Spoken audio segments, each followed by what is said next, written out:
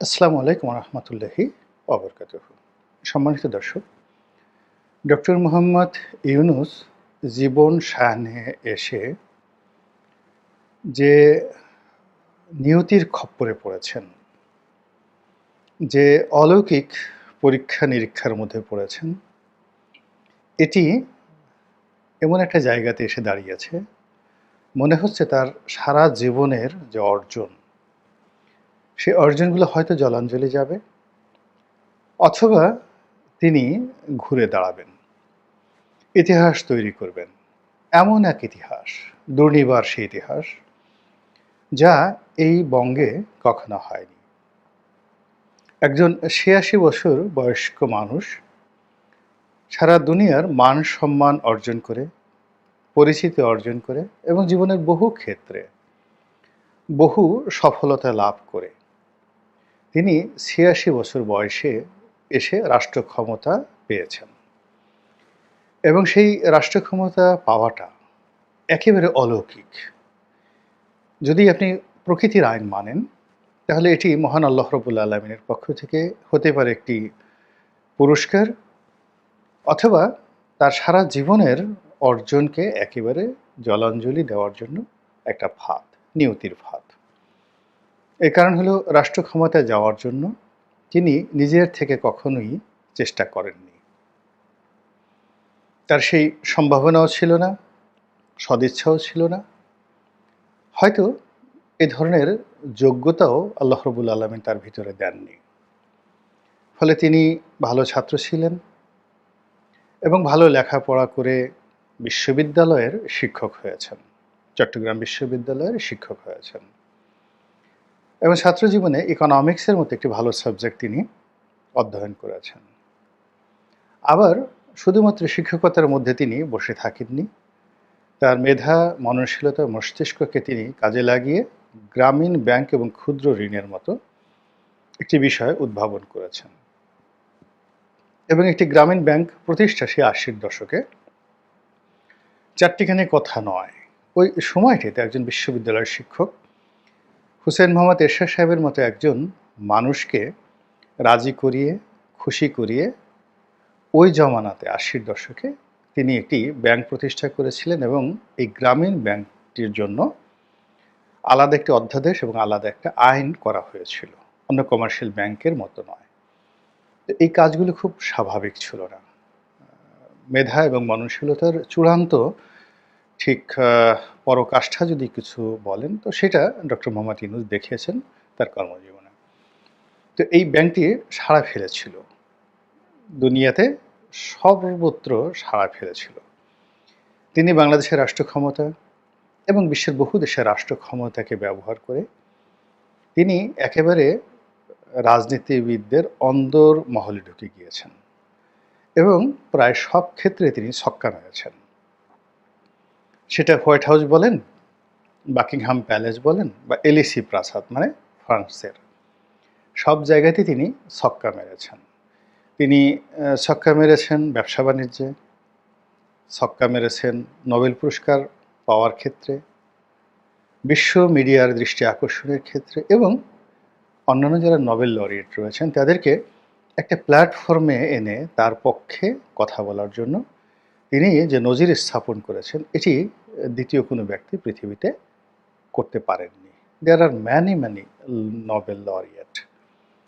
আমরা কয়জনকে জানি ইতিহাসে, সাহিত্যে, শিল্প, সংস্কৃতিতে, পাঠ্যপুস্তকে কয়জন নোবেল লরিয়েটের নাম লেখা আছে? খুব অল্প।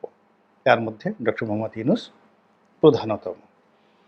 তো এই মানুষটি সব কিছু চেয়েছেন, কিন্তু রাষ্ট্র ক্ষমতা সম্পর্কে তার হয়তো দূর থেকে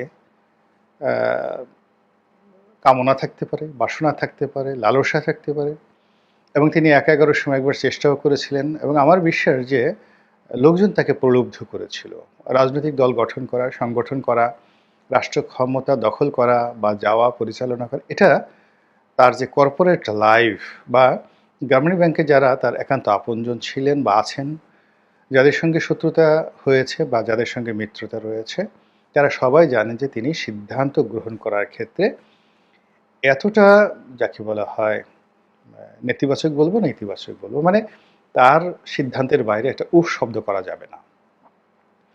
তো অ্যাপেলের সিইও বা এই যে খ্যাপাটে এখন ইলন মাস্ক, উনাদের মধ্যে যে ধরনের কর্পোরেট মন মানসিকতা, পাগলামো, ঠিক ডক্টর মোহাম্মদ ইউনূসের মধ্যেও কিন্তু এরকম পাগলামো আছে। তো এই পাগলামো দিয়ে আসলে রাষ্ট্র পরিচালনা করা যায় না, এটি উনি বুঝতে পেরেছিলেন একাগারের সময়। এই কারণে তিনি কি করলেন, যখন রাজনীতি করার চেষ্টা করলেন এবং সেটা ব্যর্থ হলো, ঠিক সেই সময়টাতে তিনি একদম খুব অল্প সময়ে ইউটার্ন নিয়ে কান ধরেছিলেন, নিজের কান নিজে ধরে বলেছিলেন যে আমি মাপ চাই। তো যাই হোক, নিয়তি তাকে আবার এই জায়গাতে নিয়ে এসেছে। কেন নিয়ে এসেছে, কী কারণে নিয়ে এসেছে, এটা আল্লাহ রাব্বুল আলামিন ভালো জানেন। আমরা বাইরে থেকে যোগ বিয়োগ করে যেটা বুঝতে পারি সেটা হলো তিনি নিয়তির খপ্পরে পড়ে গিয়েছেন। অমরত্ব লাভের খপ্পর হতে পারে, অথবা একেবারে ফিনিশ, সারা জীবন যা কিছু করেছেন সব কিছু জলাঞ্জলি যাবে এই জায়গাতে। এখন তিনি যেদিন ক্ষমতা গ্রহণ করলেন সেই দিন থেকেই গ্রহ নক্ষত্র, চন্দ্র সূর্য তারকারাজি, বিশ্ব ব্রহ্মাণ্ডের যা কিছু মানুষের গতিবিধি নিয়ন্ত্রণ করে, প্রায় সব কিছুই তার বিরুদ্ধে চলে গেছে। তিনি ক্ষমতা গ্রহণ করার পর একটার পর একটা বন্যা, একটার পর একটা কালবৈশাখী, কালবৈশাখী তো না, মানে যাকে বলা হয় জলোচ্ছ্বাস, তারপর নানা রকম প্রাকৃতিক বিপর্যয়, যা কিনা এই অর্থনীতিকে তছনছ করে দিয়েছে। এরপর অনেকগুলো ঘটনা ঘটেছে বিশ্ববিদ্যালয়ে, রাজনীতিতে, ব্যাংকে, শেয়ার মার্কেটে, যেগুলো এখন আসছে না, কিন্তু এমন অনেক ঘটনা ঘটেছে যা কিনা তার সঙ্গে যায় না। আমরা তাকে ঠিক সেই রাজপুত্রের, কল্পনার যে রাজপুত্র, তাকে ঠিক সেইভাবে, মানে তিনি তো ডেনমার্কের খুব প্রিয় একজন মানুষ, নরওয়েরও খুব প্রিয় মানুষ। এর কারণ হলো টেলিনর যে কোম্পানিটি, এটি স্ক্যান্ডিনেভিয়ান কান্ট্রিগুলোতে খুব নামকরা একটা কোম্পানি, এবং তিনি সেই গ্রামীণ ফোন যে করেছেন টেলিনরের সঙ্গে সংযুক্ত করে। তো সেই ডেনমার্কের একজন খুব বিখ্যাত লেখক আছেন, হ্যান্স ক্রিশ্চিয়ান অ্যান্ডারসেন। সারা দুনিয়াতে তাকে বলা হয় রূপকথার রাজা। অসাধারণভাবে তিনি রূপকথা শোনাতে পারেন। তো সেই অ্যান্ডারসেনের যে রূপকথা, সেই রূপকথায় তিনি যেভাবে নায়কদেরকে, রাজকুমারদেরকে, রাজাদেরকে বিশেষায়িত করেন, তরুণদের, বালকদের, মানে যারা গল্প শুনতে পছন্দ করে তাদের মনে ঠিক অনুরূপভাবে আমরা ডক্টর মোহাম্মদ ইউনূসকে ওভাবেই যাকে বলা হয় তোয়াজ এবং তাজিম করে আসছিলাম। তো এর কারণে কি হলো, যে এই গত ৩ মাসে আমাদের জাতীয় জীবনে এমন কিছু ঘটনাগুলো ঘটেছে, যেটা কিছু প্রকাশিত হচ্ছে, বাকিটা প্রকাশিত হচ্ছে না, আগামীতে হবে, যেগুলো আসলে ওনাকে ঘিরে আমাদের যে আবেগ সেটার সঙ্গে যায় না, কিন্তু ঘটনাগুলো ঘটেছে। এরপরে দেখুন তার সঙ্গে কত ভালো সম্পর্ক ছিল বাইডেন প্রশাসনের। আমরা সবাই ধারণা করতাম যে তিনি এটা আনবেন আমেরিকা থেকে, ওটা আনবেন, এবং তার সঙ্গে আমেরিকার একটা ব্ল্যাঙ্ক চেক রয়েছে। কোনো সামরিক শক্তি, ইন্ডিয়া থেকে শুরু করে কেউ ডক্টর মোহাম্মদ ইউনূসকে ঘাঁটাতে পারবেন না। তো সেখানে দেখা গেল সেই নির্বাচনে ডেমোক্র্যাটদের পরাজয় হলো, এবং ডোনাল্ড ট্রাম্প নামক একজন খ্যাপাটে, পাগলাটে, অসাধারণ মেধাবী এবং অসাধারণ সফল জেদি একজন মানুষ, তিনি আমেরিকা রাষ্ট্র ক্ষমতায় আসলেন, যার সঙ্গে ডক্টর ইউনূসের কোনো কালই ভালো সম্পর্ক ছিল না, এবং আমরা এ যাবৎকালে যতটুকু জানতে পেরেছি যে তার সঙ্গে অনেকটা দা কুমড়ার সম্পর্ক। তো সেই সম্পর্কের প্রেক্ষিতে মিস্টার ডোনাল্ড ট্রাম্প যে ক্ষমতায় এলেন, এটি অনেকগুলো বিপদ আপদ, বিপত্তি, বালা মুসিবত সৃষ্টি করে ফেলবে ডক্টর ইউনূসের আগামী দিনগুলোতে।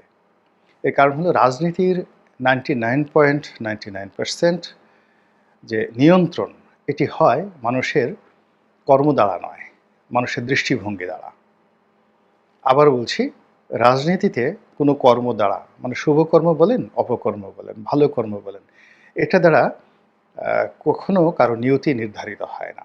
অনেক অপদার্থ স্বৈরাচারী বাদশাহ 50 বছর রাজত্ব করেছেন, এবং অনেক বিখ্যাত রাজা ৫ বছর চালাতে পারেনি। যেমন উমর ইবনুল আব্দুল আজিজ, উমর ইবনে আব্দুল আজিজ, যাকে দ্বিতীয় ওমর বলা হয়, এবং মানবজাতির ইতিহাসে এত কল্যাণকর বাদশাহ পয়দা হয়নি। কিন্তু তিনি উমাইয়া খিলাফতকে টেনে নিতে পারেননি। ৪ বছর বা ৫ বছরের মাথায় তাকে হত্যা করা হয়েছিল বিষ প্রয়োগ করে। তো এরকম আবার মোহাম্মদ বিন তুগলকের মতো পাগলাটে খ্যাপাটে রাজা, আইভান দ্য টেরিবলের মতো বাজে অসভ্য রাজা বহু বছর রাজত্ব করে গেছে নির্বিবাদে, এবং মারাও গেছে নির্বিবাদে। তো যাই হোক, এই যে রাজনীতি, সেটা হলো জনগণ আপনার সম্পর্কে কি ধারণা পোষণ করে, আপনি কি করতে পারেন, কি করেন, তারপর আপনি জনগণকে কতটা ভালোবাসেন, এটা বড় ব্যাপার নয়। জনগণ আপনাকে নিয়ে কি চিন্তা করে, আপনার সম্পর্কে কি ধারণা করে, এটার উপরে রাজনীতির ৯৯.৯৯ ভাগ আপনার যে গন্তব্য, ভবিষ্যৎ, পরিণতি নির্ভর করে। তো এখন ডক্টর মোহাম্মদ ইউনূস সম্পর্কে আমাদের যে ধারণা, সেটা ছিল যে পশ্চিমাদের সঙ্গে তার একটা বিশাল সম্পর্ক, যেটি এই ট্রাম্পের বিজয়ের মাধ্যমে এই ধারণাটা পাল্টে গেল। ২ নম্বর হলো যে তার যারা প্রতিপক্ষ, তারা সুসংগঠিত এবং সংখ্যায় বিপুল।